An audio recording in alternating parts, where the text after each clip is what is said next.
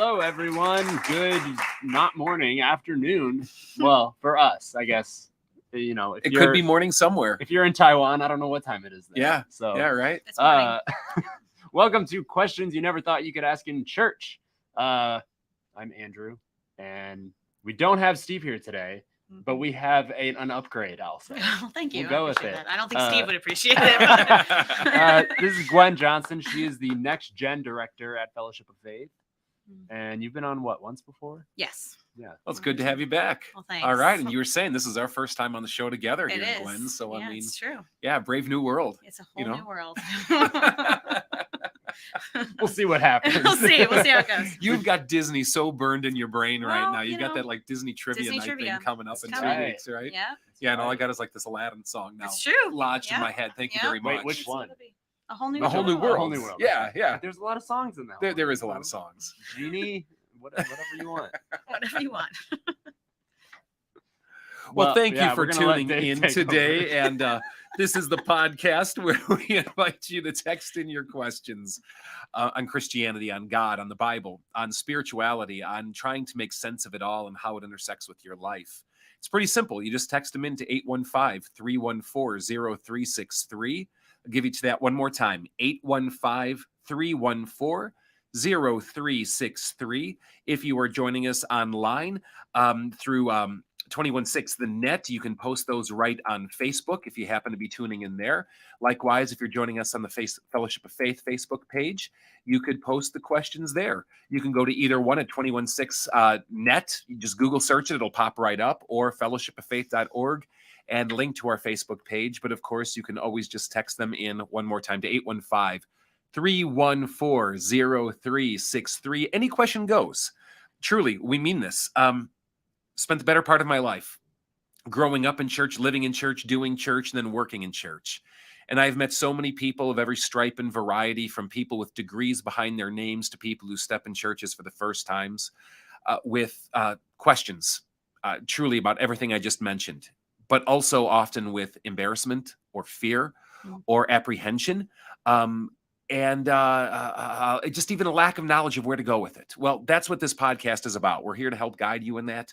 And we welcome whatever you have to ask. We got a cool lineup in our inbox today. Yeah. We have been collecting questions relating to God's law. We might be digging deep into that. We got into it last week, Andrew, at Sunday at Fellowship of Faith. Mm-hmm. We encourage you, maybe check that recording out at fellowshipoffaith.org.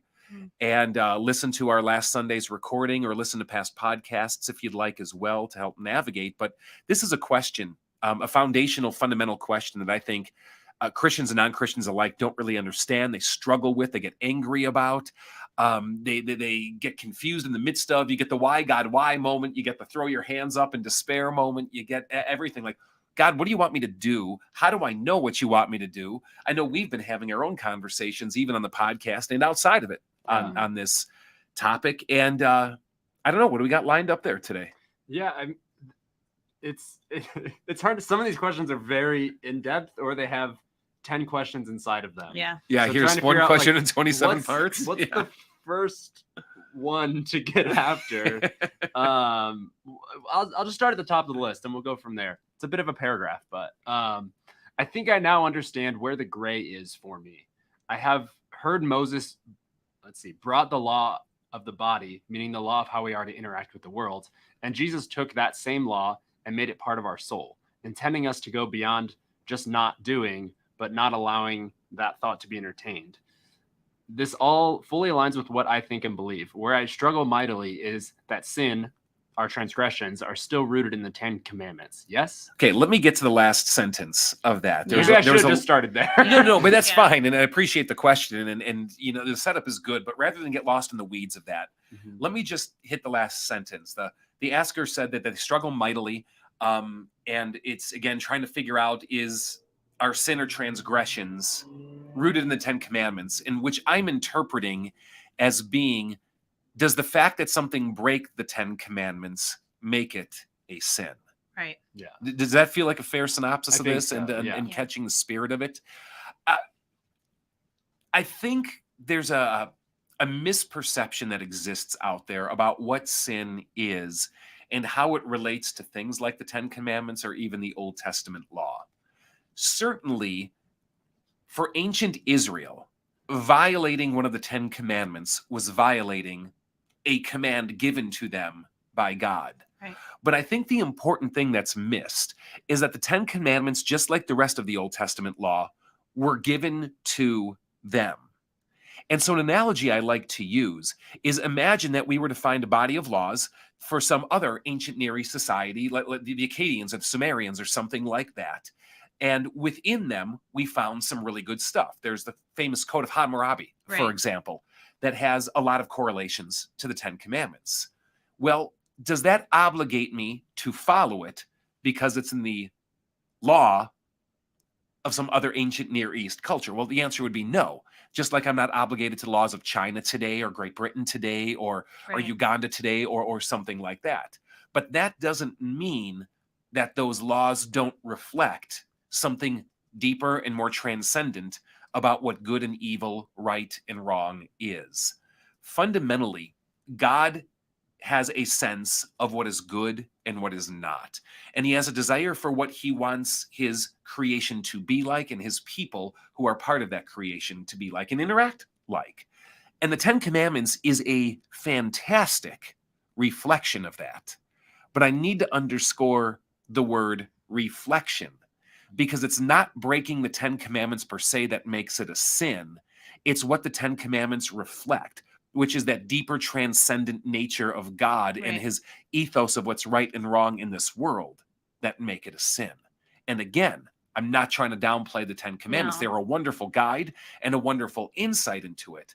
But even a little thought there would show how for a Christian, it doesn't quite work, because the New Testament itself will say, you know, if you want to treat all days as though they're alike or keep one day apart as special, hey, live and let live.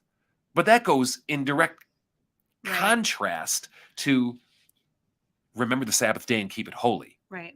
Typically numbered as the third commandment or possibly the fourth, depending on your Yeah. numbering system, because all Christians don't number They do them their own, in yeah. the same numeric fashion. It's even kind of funny with the Ten Commandments because there's more than 10 commands in the Ten Commandments. And they just kind of group them.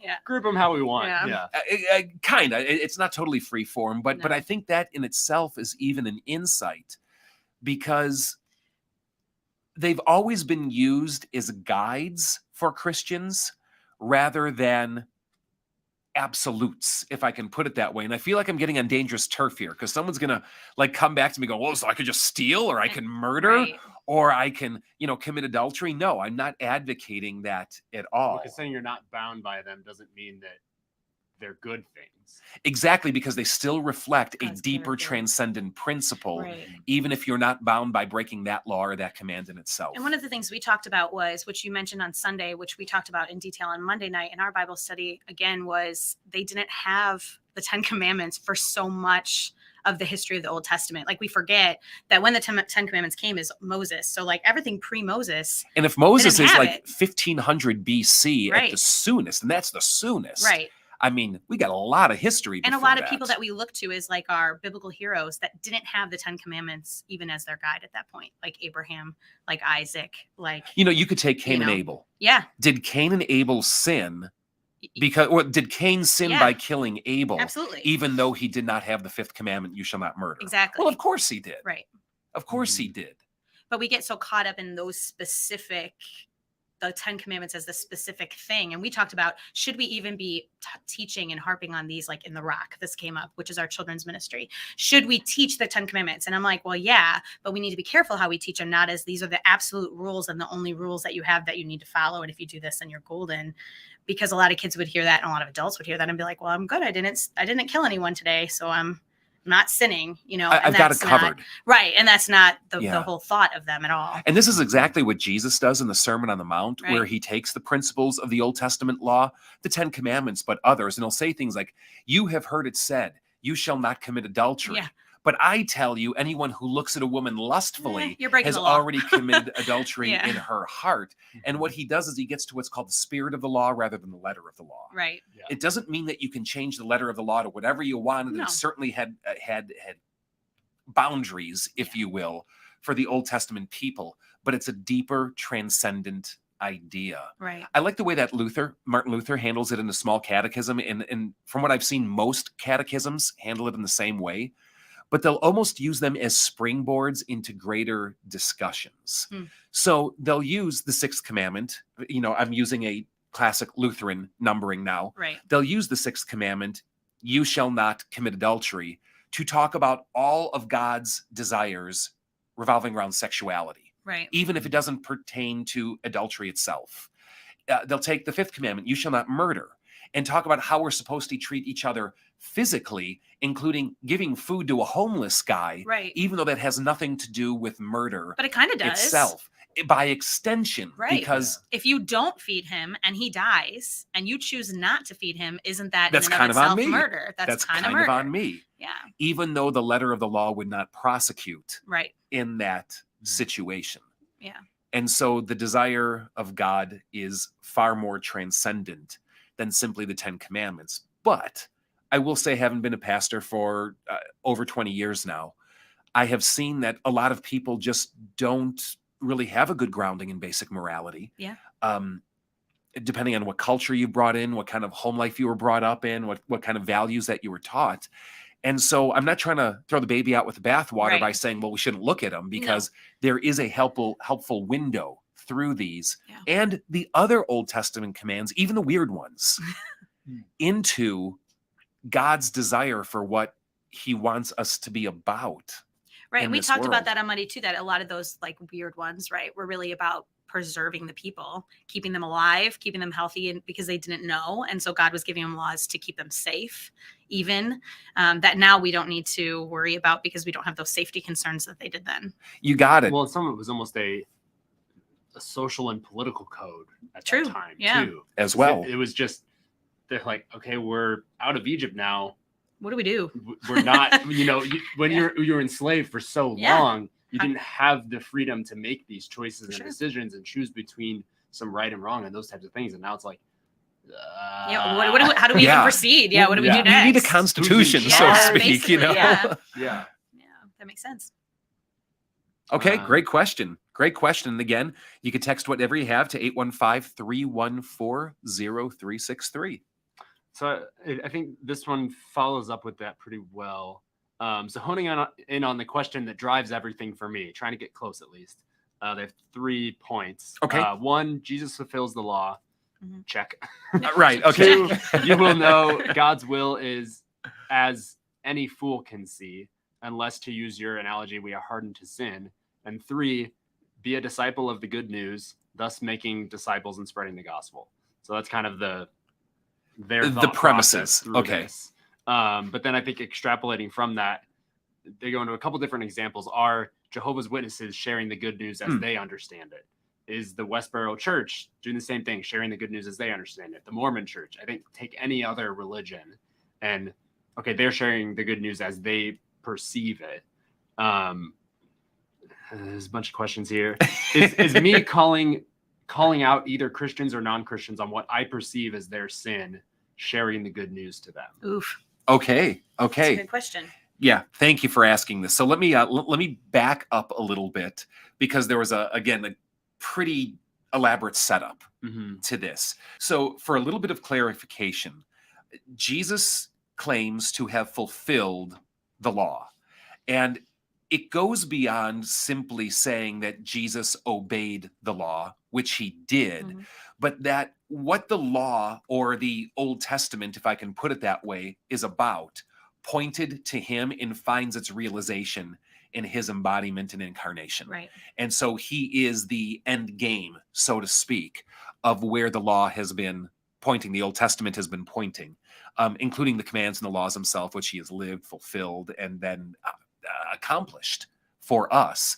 That's why the New Testament makes a big emphasis on being in Christ, because when you're in him, what's true of him counts for you. Right. In Galatians 3, Paul will say, clothe yourself with Christ. All of you who've been baptized or immersed into Christ, you have clothed yourself with Christ, like you put Jesus on, so to speak. So like when God sees you, God sees Jesus. What's true of Jesus counts to you. You're kind of like, nah, he's with me, is the idea. if you will. So yeah, Jesus fulfills the law. And as Galatians will put it, sin is obvious. What God wants is obvious. And again, it doesn't always feel obvious to Right. us, but that's his claim. And the reason it isn't obvious to us is because we all have a good tendency of, just like clogging our arteries, of callousing our hearts. The behaviors that we have, the ways that we think, the mental patterns that we buy into, the things that we expose ourselves to, we all get it from a physical standpoint, right? We crumble up our lungs with smoke, right? And get them all, we've all seen those lungs in health class, Yeah. the good pink lung versus the black one from exposure and the effect it has, or a heart that's been on a, 8,000 calorie a day, like McDonald's diet or something like that, right? So sin has the same effect in that it deadens our conscience to that which would otherwise be obvious. And there's no getting around this one. We live in a sinful world and we're sinful people. We all have this hardening of heart effect constantly going on. And of course, being a disciple of good news also means spreading that good news to others. A disciple shares. And a disciple doesn't hoard to himself that which is wonderful and freeing and saving and life-giving. And that's what the gospel fundamentally is. But it would be a mistake to take any of these examples and say that what some other group might be doing is sharing it. Now, as they understand it, certainly they are. Many are sincere, many aren't. But you can be sincere and still be wrong. Because the idea behind this is not just a relativism that right and wrong are what's true in the beholder's eyes, Right. but that God has a fundamental transcendent panoply of what right and wrong is, so to Right. speak. Does that make sense? Yeah. And it's our job to discern it, find it, and sometimes it's messy and sometimes it's confusing and sometimes we get it wrong, but that doesn't change that there's something fundamentally right. The way I kind of like to put it is like math. There are mathematical principles in this world, and I can show you a whole lot of math papers I've done since kindergarten on where I've gotten it wrong, right? Oh, I'm not going to go hang my head in shame.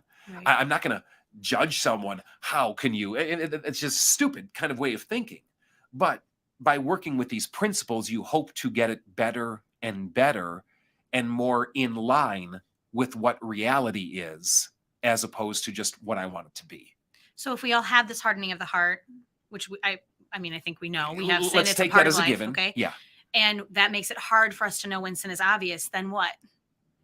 So Then how do what? we know? Right. Because like if we all have this, which we all do, how is it obvious? How could it be obvious? You know what I mean? So I'm going to point back to Galatians a lot, but what is true of the New Testament letter Galatians is certainly true of the entire New Testament witness, Right. and prophetically uttered in the Old Testament witness as well. And the simple answer is you are given the Spirit of God. Right. And the Spirit of God, as Jesus himself will put it, will guide you into all truth. In fact, Jesus himself says what we typically think of as Maundy Thursday or the day he's going to be betrayed. He's telling his disciples, I'm not going to be with you much longer. And it's really a killer on the dinner party that night. Right. I mean, they're so bummed. That's a bummer. Yeah. and they start, well, show us where you're going. We want to go there too. We want to be with you. And he's like, and Jesus himself says, no, it's better that I go, because if I don't, Yeah, you don't. the one who I am going to send is not going to come. Right.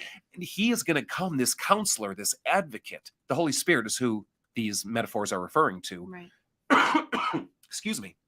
Is going to come and guide you into all truth. Right. And the way that I think the New Testament witness plays that out is what are the mechanisms of that truth, of how he plays out, how the Spirit of God plays out. Because it's not just, oh, well, this is what I want to do, or this feels right to me. That's very dangerous ground.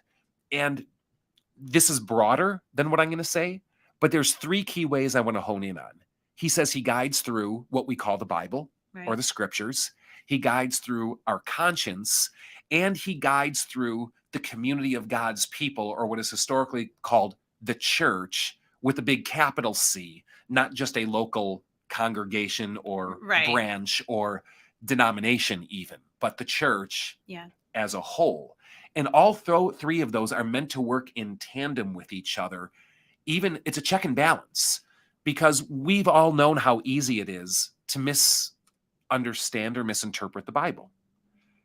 It doesn't mean that the Bible is wrong, but maybe I'm reading it the wrong way or reading out of it what I want to read and not what it's trying to tell me. Right. Likewise, a conscience is a wonderful gift, but we've all learned very well on how easy it is to rationalize what we want. And in the process, deaden our conscience or callous it. Right. And likewise, any group of people, any local church, any congregation can be guilty of groupthink, could be guilty of buying into their cultural persuasion of the time and place. Yeah. And so you need the whole body. And that means 2,000 years of history of it too. Right. All working together to shape that and hone it. And what I found amazing in this is by and far, people have landed pretty much on the same page overall of what right and wrong is, what God's desires are. Right. The morality. Yes, there had been a ugly season of 200 years, 300 years, maybe a little bit more of quote unquote Christians saying slavery is justifiable in the Bible. Right. 2,000 years of Christian history shuts that down. Conscience should show you that this just isn't true. The scriptures themselves, even though some will distort them to their own end, fundamentally is about a story of freedom from slavery. I mean, from the Exodus on. Right. So it's grasping at straws to say that, and that shows the guilty of groupthink at any given time. And we're guilty of it today too. We're often blind to our own groupthink, which is why studying theology and church history and what those who have gone before us becomes so important to keep us in check against what just feels and seems so right today. Yeah. We're reading through Psalms. Andrew and I started today. Woo, Psalm 1. All right, Psalm 1. Good Where place we to did start. it. Yeah. I gotta ask, is that utterly defeating though, or is that inspiring? Like, is it better to start at like Psalm 132 and go, we're almost there? I don't know. Like jumping around is better, but that'd be hard to keep track. It would be of. very hard to keep track. So we're starting at Psalm 1, but we read it today and it really stood out to me. And we're reading it in the Message because both of us were raised in the church and we've heard it all a million times in NIV or whatever translation. And just a fresh voice. Right. So Yeah. something new. Yeah. And it really struck me, and we messaged about it a little bit back and forth, that the first verse says, you don't walk in the ruts of those blind as bats. And I feel like that's kind of what sometimes happens in that group think you're talking about. Yeah. And then it seems obvious Yeah. that you think you know what it is because you're walking in those ruts, and it seems really obvious. But then as you really do those three things, you look at the church, you look at the Bible, you have the Holy Spirit working in your life through others, that gets you out of those kind of ruts that you might have been in. Just assuming that what people say, okay. Well, and think about like we all grew up in what I would call traditional American like classroom kind of school. Right. And which of us did not play that card? Well, he did it. Right. She did it. You know, it's easier when people are around you, siblings at home. Yeah. At work. I mean, right. You just kind of look at the culture. Well, look at speed limits, right? Look at traffic laws. You just kind of, how's everyone else driving? I just go with the flow. Right. And that's what happens. You get in those ruts. And I think if anything for Galatians for me has been, as we've been going through it as a church, has been getting me out of my rut think, where I feel like sometimes I just go along with it without actually thinking on my own. You know what I mean? And actually forcing me to process through things that otherwise I just was like, boop, boop, boop. Just go with it. Don't even think about it, and making me think about those things. And that's one of the things with the hardening of heart that's hard for me, because I'm like, well, if we all have hard hearts, and I know we have the Spirit and I know we have these things, but then we said on Monday night and we're like, maybe it's not obvious, and are we missing the obvious? And I think that's Paul's point. To be like, and I think it's a valid question we all have to ask ourselves. With it, yes. Yeah. You don't just think it's going to be that blind as bat ruts, but it might be thinking through, is it obvious? Is it not? It might not be I wish it was as easy as a checklist, and it isn't. Yeah. It isn't. Yeah. We know how we like check things. Right. I like my checklist. So. But what's helped me with that too, because I am so with you on that, but I think of every other relationship I have in life, and it really doesn't come down to a checklist. Right. It can't. And fundamentally, Christianity is not about following a list of rules, despite that's what most people who aren't Christian, I find, think it is. Right. It's just an ethic of morality, and here's what you do and here's what you don't do. And of course, that has a very important place of how we live and what we do and don't do. But at its core, it's something very different. Right. It's about a relationship with the living God who gives us his Spirit. And the Bible itself will even use the metaphor of marriage to talk about our relationship with God, even grosser, lovers, to talk about our relationship with God. And I mean, I don't I like think that of one word, person who's always just for like, the ew, record. ew, I you know, I don't can't like think the of word God lover. that way. I was grossed out during one of the songs this past week. It was like, "You're my first love." That song, and bothered I you? was like, "Oh, I don't like this." See, I'm okay with that, but the word lover itself, like, no. We I don't think don't about enjoy God it. that way, but you know, I mean, anyone who's grown up in the church knows the jokes about what know means. And you will know me, God says, and I will know you. And it's the same, of course, Yeah. euphemistic language for sexuality. Right. And you know, Jesus talks about the church as the bride of Christ, and that we're looking forward to the consummation when he comes again. And Yikes. aching and yearning. But you think about what a good, healthy relationship is. I don't know. I mean, maybe we should have, but Tina and I never really exchanged a checklist.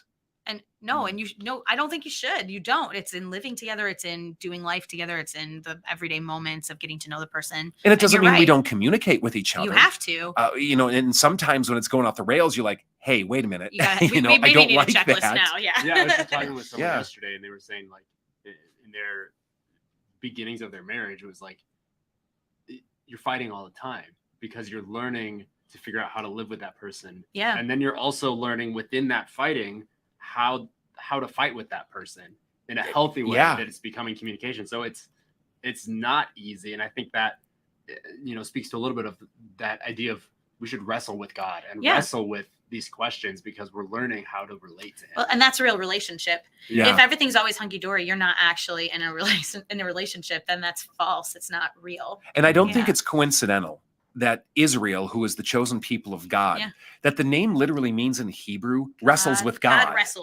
wrestler. You know, and of course it's coming out of the story of Jacob, Yep. but I think it's meant to be something far beyond just that episode of Jacob where he gets renamed Israel. But yeah, the people of God are constantly wrestling with God, and it's okay to wrestle with God. Yeah. But like you said, Andrew, I think sometimes we have to learn how to fight well with God. That's true.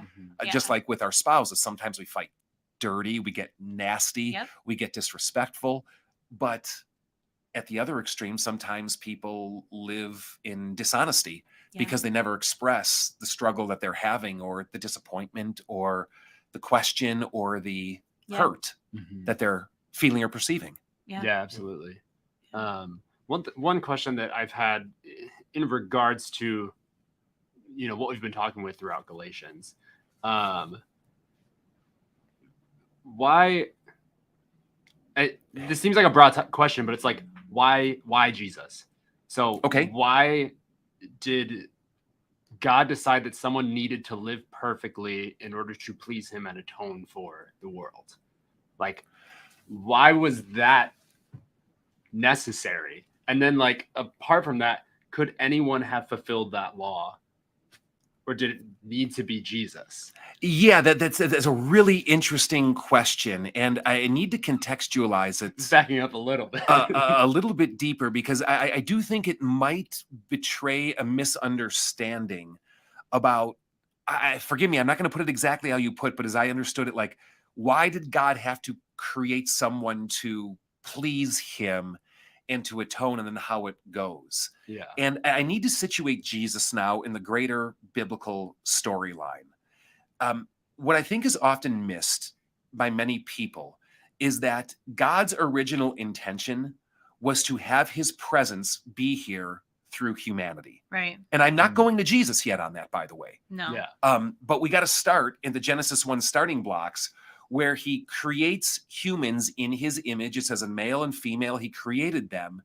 And then beyond creating them in his image, he then gives them a mandate to rule. Yeah. So basically, it's predicated on the idea that God is the king of the universe, that God is the Lord and ruler over the entire universe. But just like a ruler isn't, quote, present everywhere, and don't come pushing back on me with omnipresence of God. Let's just go with the metaphor and analogy here. All right. So here on earth, God created humans to be his tangible presence, or the way I like to put it is his idols, because an idol is a physical manifestation of a God it represents. And that's why when you get to Colossians, very interestingly on a side, it will call Jesus the image or idol of the invisible God. Right. And so the fundamental problem is that humanity never lived up to its job description. Right. We have never adequately reflected God's image. We have never ruled wisely as he would rule. And in fact, we've done far worse. We have vandalized God by the way we portray him in our image, in his image. And we have become arguably the worst rulers you could ever imagine. And the storyline of the Old Testament is God trying to get his project back on track, if I could put it that crassly. His plan for this world, this good creation that he's made, and us who he's entrusted to lead the way. And we just never do it, and we just make it horrible. And the way I kind of like to put Jesus is this. Not that it caught God by surprise, but let's just go with it. God finally kind of throws up his hands and says, I'm going to do it myself. But by doing it myself, I am still not going to circumvent my original plan through humanity.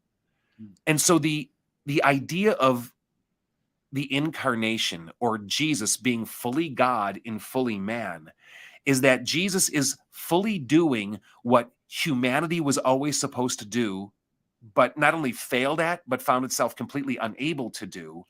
And yet with the power of what only God can do in light of humanity's failure and slavery to sin.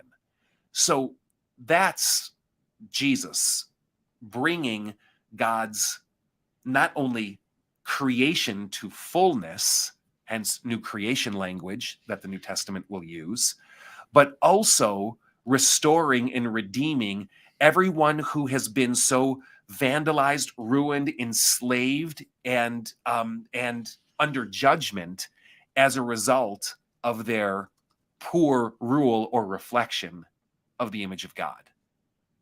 It's kind of a long answer, but I don't know how to shorten that in a way that answers the question. Did that hit it, or? I think fairly good. I mean, obviously I have lots of follow-ups to it, but I think one of the main ones is, were we set up to fail?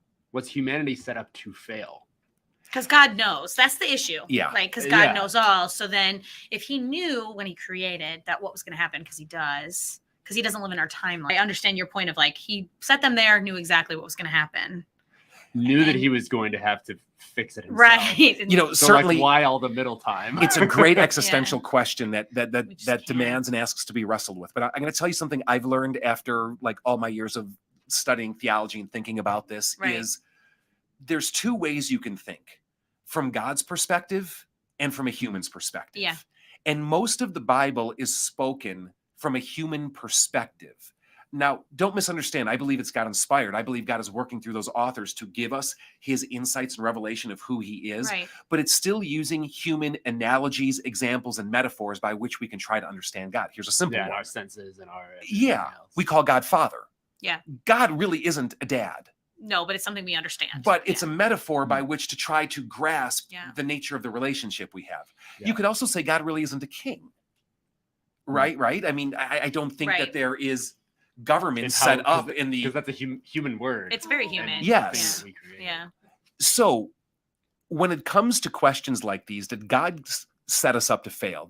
I believe there are certainly going to be these unknown quotients to it.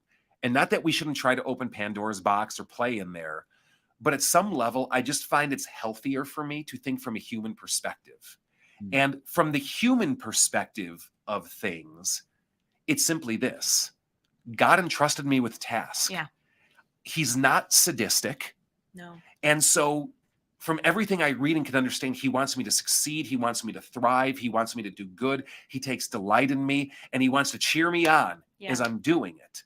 And I've got to turn it back on myself and go, no, the culpability is with me. Right. I didn't play the game well. Yeah. And therefore, I seek him as my rescuer or savior. Again, these are analogies, if you will. Right. And keep the finger pointed where it needs to be pointed, as opposed to trying to go, well, wait, God, you know everything. So you set me up. Well, yes, these things are true. God does know everything. But that's opening up a very philosophical, existential question we can get into about how forethought and predestination work, for example. That's very deep. Yeah. And it's good stuff, but it's fundamentally getting us away from the main point of it all. And the main point is No, Lord, you called me to do it. I didn't do it. And now you came to rescue me out of the mess I've made. And I think the important thing with this for me is back to Genesis. He didn't leave them after the fall. He didn't leave them without any hope of the plan that was coming. So like right in the midst of it, he's like, I'm going to take care of this. Yeah. It was never like you're on your own, kids, and like kick him out of the garden, because that's where I would get, kind of caught in it is, how can we have hope if there is no hope? And you read, I'm right now in my Bible plan in the middle of, Leviticus. So it's like all the, you will do this, right? Thrilling. And all the like, and really at the, how you do the sacrifices and how you prepare everything and all that. And when you're reading it, it's like, oh my gosh, like what is God giving them to do? You know what I mean? And you start, like, there's gotta be an easier way. Right. But the thing is, he did give them the plan from the beginning. Like right in Genesis, he told them that he was going to send a rescuer. For that word, again, the symbolism, but he was going to rescue them. Like embedded he was from beginning to end, God he's trying to make it right, restore humanity. And we just keep not doing the things. Another, and well, just maybe one more analogy that helps me think about it, because I think thinking analogously through this is sometimes a lot more powerful than trying to propositionally do it. Yeah. And I think that's why Jesus talked in parables so often as well. Yeah. Would it be fair for my kids to come to me and say, why did you have me? Because you knew I was going to suffer and you knew I was going to die. You just set me up to fail. No, you tell them you have them to do the chores. Oh, well, yeah, right. That's why I had my that kids. Is not a failure. Yeah. Anyway, that's what I tell them. Even though there's truth in it, because I do know that my kids will die. Right. And I do know that it's my true. kids will suffer. Yeah. And I do know that there is chance and probability in this world that they might face things that I would never wish on anyone to face.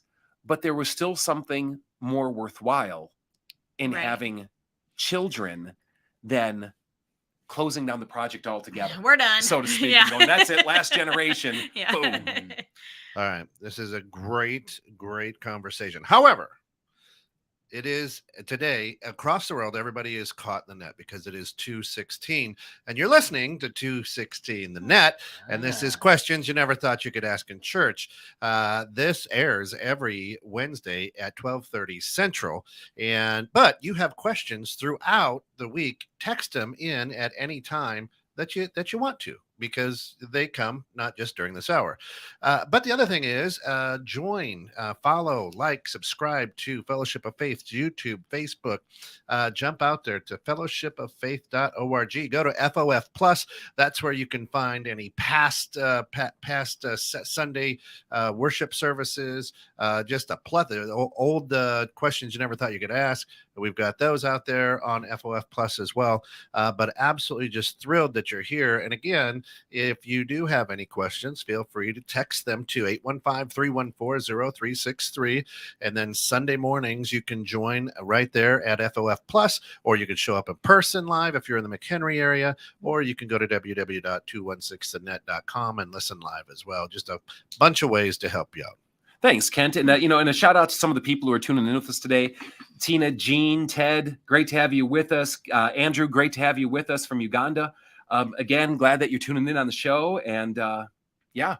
I know we mentioned earlier in the show about speeding, and there's a question about speeding. Let's go. Let's go. A question about speeding. I know. I like it. Let's see. How does one navigate the hearts of fellow Christians when the sin is not agreed upon? Like speeding is a sin. It is based in selfishness, but am I the judge of that? Maybe the speeder sees it more of a law of the land and outside of God's law. He or she sees no issue with the behavior as they do it in a manner that seems safe. Right. That's true. So ask the first part of it again. How does one navigate the hearts of fellow Christians when the sin is not agreed upon? How do you navigate the hearts of other Christians? And there's a couple questions not that agreed kind upon. of deal with that we've gotten to. But okay, it's hard. We don't all agree on this. Yeah. I see what they're doing as sin. They don't. What do you do about it? Fundamentally, the same way that you're supposed to navigate the hearts of anyone else in this world, and that's with grace and mercy. Yeah. Patience, tact, honesty, and love. So that can speak for itself in how we interact in all of our relationships, whether people think something's a sin, don't think it's a sin, disagree with us, have different values than us, offend us, or any other number of things. But let's kind of jump into maybe the specific then. Is that was that just an example? I think or that's an example. Yeah, I think It's that's a an good example. I mean, there's other ones here. They came in through text. You know, if the law is a teacher, do we go back to that teacher for answers, or are we supposed to come up to our own conclusions? And they kind of went through your examples that you talked about on Sunday with divorce, sex before marriage, etc. Like, if it's not obvious, do we go back to the teaching of the law and the babysitter, like that type of thing, or make our own conclusions and hope we get it right? Yeah, that's kind of the spirit of this question. Just for reference to our listeners, Paul will call the law a babysitter. Yeah. And that the point is we're supposed to mature or grow up in our faith, that we don't need a babysitter anymore, or the law, so to speak. That's the analogy being given there. Mm-hmm. So let me use the speed limit or the speeding one as an example and circle that into some of these other ones that you mentioned as well. And I think it serves as a great example of what we mean when we say that the law reflects God's truth of right and wrong, Right. versus being God's truth of right and wrong. Yeah. Because there is fundamentally nothing sinful about going 35 miles an hour at all. In a 30? Period. Or any, in any Because speed it's limit. arbitrary. Right, it is arbitrary. You're in a It's school very zone, it's arbitrary. 20 miles an hour. It's Yeah. illegal there, but you're on the highway. Well, it's illegal there too, because you got to go at least gotta go, 45. yeah. But fundamentally, there's nothing, There's not a sin. nothing that anyone has ever been able to pinpoint as being a sin Right. of driving or moving at various speeds. Right. That's true. Okay. But what does the speed limit reflect? Well, it reflects an idea of trying to keep people safe, Right. even if that means limiting my own freedom at times for the sake of others or the community, or because I'm just not quite as talented or sharp or good as I think I am, and I'm capable of accidents and mistakes myself as well. Certainly, you could also argue that you're beholden to obey your leaders, The government, which includes the government of your land, and that's not an absolute in its Right. own right, but it is a good guiding principle of the New Testament. So there's reflections of it there too. But again, it's how does the law show us a deeper, or a reflection of a deeper principle, rather than getting hung up on the law itself? And yes, there will be times where there will be genuine disagreement about, is this right? Is this wrong? And that is when going to the scriptures, as well as conscience in the church, are a fantastic idea. Yeah. Just the same way that a professional athlete will work on the fundamentals Yeah. when they get off again. Right. Or that someone who studies language will go back and read their grammar book They again need to learn, kind of yeah. work over the basics of the principles of the thing. But you don't get stuck there. It births and grows and becomes a part of you I wonder to if navigate life. I wonder if part of it is motivation, like back to the speed limit thing. Like if you're, speeding because you're not paying attention, that's different than being like, screw you, government.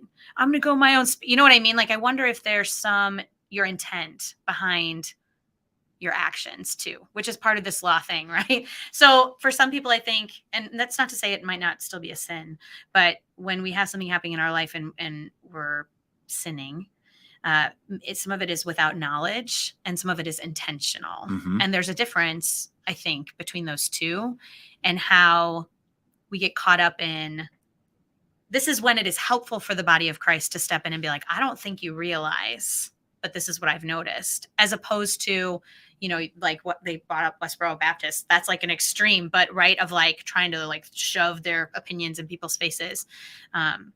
Your intent is important too. Your motivation behind what's happening in your life, I think. And I think you changes see things. that in the way that two people can do the exact same thing. Right.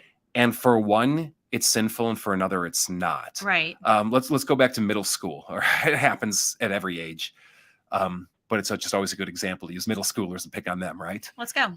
They pick on each other, so hey, we're gonna throw them under the bus. Well. But like one person can walk up to a girl and go, "You look nice today," and another person can come up and use the exact same words. "You look nice today." One person means it sincerely. Yep. Another person means it utterly sarcastically, or to humiliate them, Yep. or to belittle them, or to make them feel self-conscious. Exactly. Right? One's a sin, It comes one's down not. to the intent. Exactly. in that. And I think we sometimes forget that as we have these conversations about law, because Yeah. we want it to be so clear cut, and it isn't always exactly in that clear cut way that we want it to be. Mhm. Yeah. Especially when we're dealing with other people. It's that yeah. It's always easier to see in other people than in ourselves, isn't it? Right. Yeah. Which again is why we need what we call the church. Right. People who want to be the autonomous solo, me and Jesus alone Christian. You are living in a world of a greater propensity towards delusion. Right. You Self-delusion. need help. You need others around you. Yeah, because it is very easy to be blind to ourselves. For sure. So we've got I'm good. Okay. So we've got a question from a listener. It says, law, it's called the law, but law is defined as a system of rules which a community recognizes as regulating the actions of its members. So could the law just be teaching us how to be mindful? Yeah, and the use of the term law is really unfortunate. Yeah. So we're using that term because that's how it often gets translated in the Bible. But if we're going back to the Old Testament, the Hebrew word that gets translated law is Torah or Torah, if you put the accent in the right place. And the term it has a certain range of meanings. Sometimes it refers specifically to various commands in the Bible, but oftentimes it refers to the entire body of teaching in the Bible. And when the term law was originally used, it worked because while it could refer to these various regulations and commands you see in the Old Testament, but it also can function in the way that we talk about the laws of the universe, which we don't think of the laws of the universe as a set of regulations like given that we have infractions against, but we use the term more broadly to talk about principles. Right. This is how the universe functions. This is what reality is. And so most scholars will tell you today that when the Old Testament talks about the Torah, it's talking about the exact same thing. These are the principles of God. Okay. Here are the instructions. And in fact, many will even use terms like instructions or teachings. I've liked this one, even the way of God, which I think has all kinds of cool insight when Jesus says, I am the way, the truth, and the life. Jesus is like, I am the Torah. I am the way of God. I am the embodiment of the principles of what this universe is about. And in me, you'll see that most clearly. That makes sense. So it isn't to wash out the point that there are times when God literally does say, do this and don't do that. Right. That's part of it, but it's so much broader than that. And to reduce it simply to a list of do's and do nots misses the point. But to ignore do's and do's nots also misses the point. We got to avoid the less filling tastes great debate here. But it is less filling. And it tastes great. Which are both debatable, Kent, I gotta tell you. What food would that be? It's less filling, but also tastes great. Not much. So I think to break out of the depths of the law discussion we've been having. Okay, yeah. We have that's a probably little good. more of a fun That's one probably here. good. All right. So let's talk about Jeremiah 13. I'm really curious on your definition of what fun's going to be. All right, Jeremiah 13. Okay. I'm going to pull it up. You can read it for yourself, but the passage got me asking many questions. And I think this list of questions might help get people interested in what Jeremiah 13 has to say. Let's have it. Okay. When was underwear invented? All Did right. Jeremiah not wear underwear until this moment? Why did God use underwear as an analogy for Judah? And does God wear underwear? All right, What? Prophet Jeremiah, about 600 BC, a prophet right on the heels and through the destruction of Jerusalem by Babylon. It was one of the most critical and crisis events to ever happen in Israelite history. This is what Jeremiah 13 says. God always asks Jeremiah and these prophets to do these like object lessons. Yeah. This is what the Lord said to me. Go and buy a linen belt. Now, I'm reading this out of the NIV. But if you were to read this in most other translations, it will talk about an undergarment. Okay. So I'm just That's going the to... underwear part. That's Okay. the underwear part. Go and buy a linen belt or go and buy underwear and put it around your waist or on your waist, right? And do not let it touch water. Well, that's good advice when you put your underwear on. So I bought it and did as the Lord directed and wore it. Then the word of the Lord came to me a second time. Now take it, the pair you're wearing, and go to Parath and hide it there in a crevice in the rocks. What? So I did it. Now it gets worse. Many days later, the Lord told me, now go and get it. Take it out of its hiding place. So I went and dug it up and took it from the place it was hidden, but now it was ruined and completely useless, Yeah, as we would gross. imagine it would. Then the word of the Lord came to me. I mean, you got to love the Bible. This is Yeah. fantastic. This is God's sense of humor, and this is how it communicates. In the same way, I will ruin the pride of Judah. The pride of Judah will be like a pair of underwear. Used underwear that's been buried. Yeah, it was once clean and good and supportive, and now it's like ruined and wet I and really soiled. can't wait for the Boulder students to find this one. Now it's out there, and my youth ministry is going to hear about it. These wicked people who refuse to listen to my words and who follow the stubbornness of their hearts and go after other gods to worship them, they're going to be like this pair of underwear. Oh my gosh! All right? Completely useless. And that's not my words. I'm reading this right out of the text. For as a belt or underwear is bound around, your waist, as it puts, so I bound all the people of Israel to me. You are as close to me as underwear. So we're God's underwear. We're God's underwear. Great. By That's analogy. even better. T-shirts for the show. Yeah. To be my people for renown and praise and glory. Look at my underwear. All right. But they have not listened. It's so weird. fantastic. Puts a whole new twist on I am the church, you are the church. Yeah. I am There is the underwear. so much good fodder We are in the this. church together. We talked the icky language earlier about bride of Christ and Yeah. stuff like that. The Bible talks in this way all the time. Yeah. God, you are the closest bodying part. It's intimate. It's part of who you are. You are closest to me. But we've all worn nasty underwear in our life. My favorite story is my junior year of college. There we go. Love my roommate. Great guy. But he had some real quirks. Now, we had like the public showers, Oh, no. where it wasn't like, it was a bunch of, we had different units, but like we all shared. We didn't have our own Right. private bathroom in our room. And there was this old pair of nasty Oh, boxers gross. that had been laying in the corner of this public shower for like 2 weeks. And even the custodians wouldn't touch it. And it was very distinct. It was boxers that had golfers Oh, on okay. it. All right. All So you weren't going to mistake these for Right. any other pair.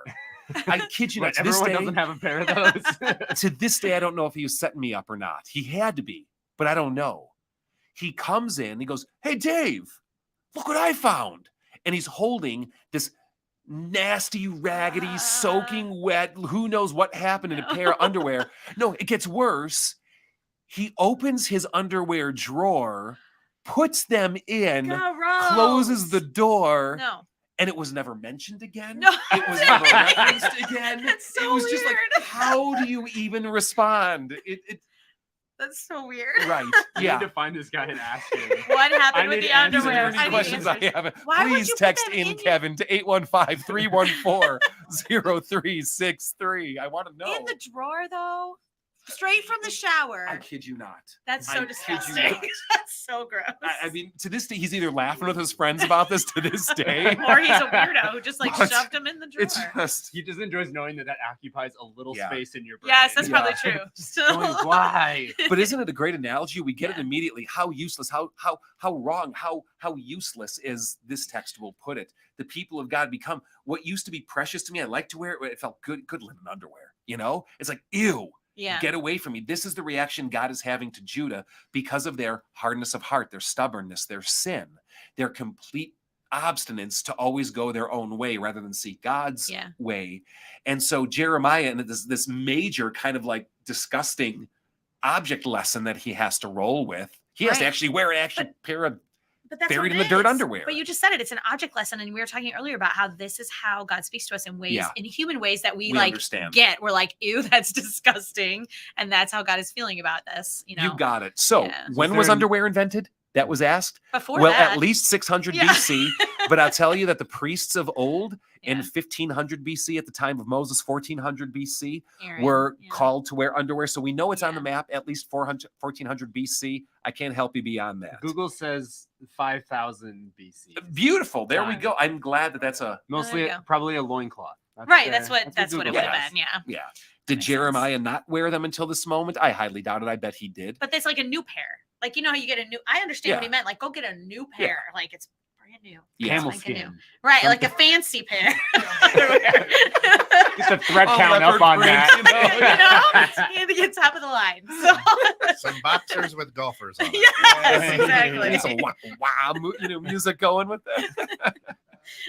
And does God wear underwear? No, you generally need God's- legs and a he doesn't waist have a to body, wear yeah. underwear, and God is spirit. But Jesus probably Jesus did. I'm Yeah. sure. Jesus Yeah. probably did. I mean, Everyone but did then. Yeah. you know, God the Father, as we would call him.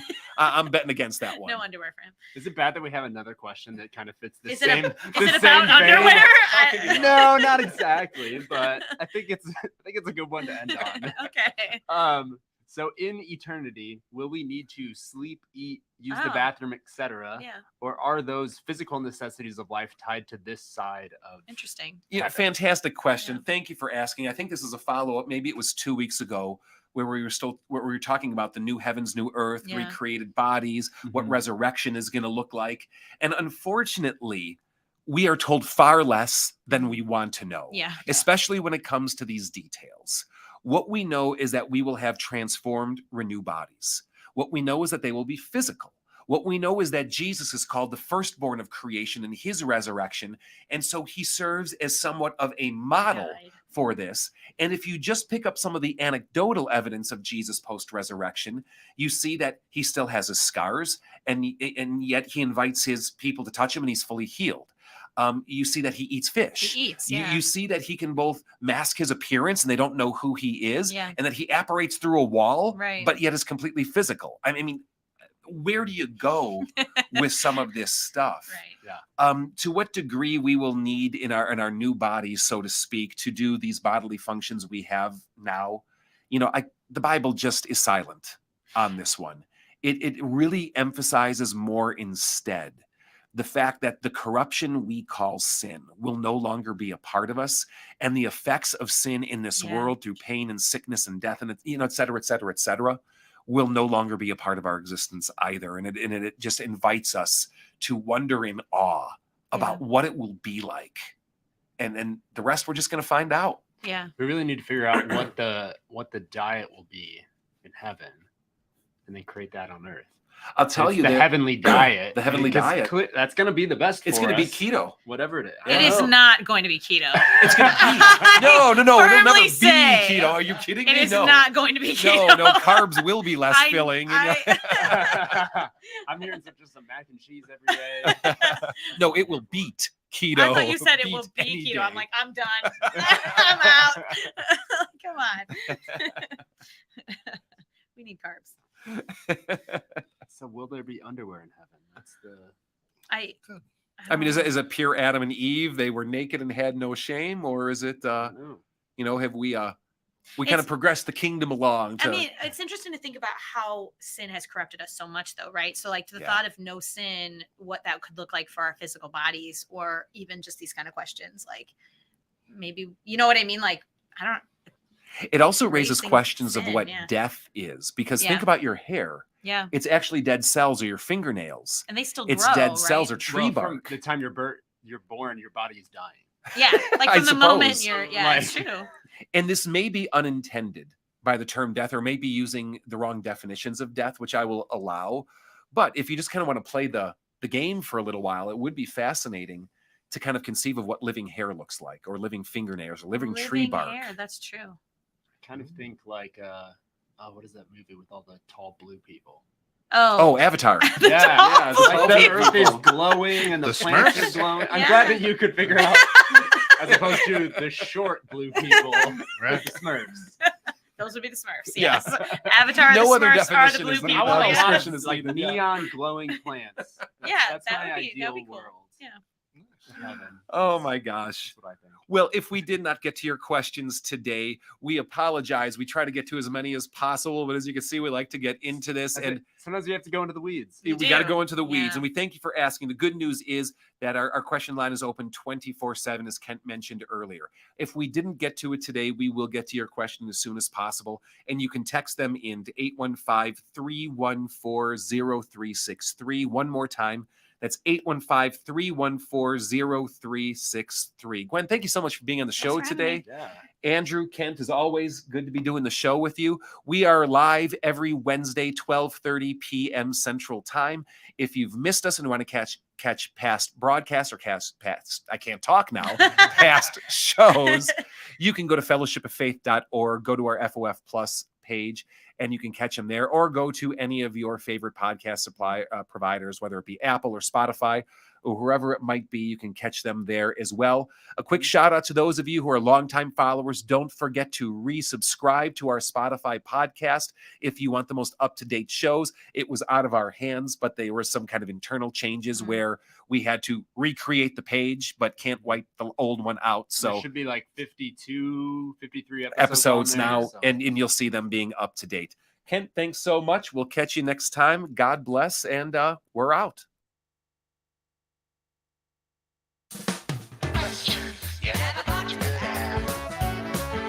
Questions you never thought you could have. Questions you never thought you could have. Questions you never thought you could have. In church.